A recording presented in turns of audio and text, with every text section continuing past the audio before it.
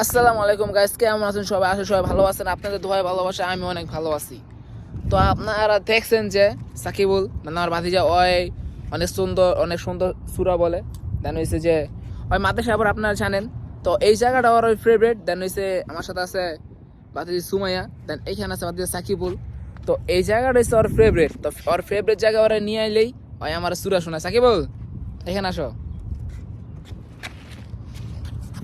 তুমি যে জায়গাটা পছন্দ করো এই জায়গায় এলে তুমি আমার সুরা শোনাও না। হ্যাঁ। এই জায়গাটা তোমার কাছে কেন ভালো লাগে তুমি কি বলতে পারবা? সুন্দর যে ভাই ছোট এই জন্য একটু মনে করেন যে আর এরকম বয়স না, এই জন্য বুঝে না কি কখন কি বলতে হইবে। তো এই জায়গাটা অনেক সুন্দর, এর জন্য ওর কাছে অনেক ভালো লাগে। তো এই সুন্দর জায়গায় থাকে বল, তুমি কি আমাদেরকে একটা সুন্দর সূরা শোনাতে পারো? হ্যাঁ। আচ্ছা, একটা আমাদের সুন্দর সূরা শোনাও তো। আউযু বিল্লাহি মিনাশ শাইতানির রাজিম বিসমিল্লাহির রহমানির রহিম লিলাফি কুরাইশ ইহলাতাশ শিতাই ওয়াস-সাইফ ফালিয়াবুদু রাব্ব হাযাল বাইত আল্লাযী আত'আমাহুম মিন জু ওয়া আমানাহুম মিন খাউফ। মাশাআল্লাহ মাশাআল্লাহ, দেখছেন অনেক সুন্দর একটা সূরা শোনাইছে। আর পিছনে দেখতেছ অনেক সুন্দর একটা ভিউ, পদ্মা সেতু।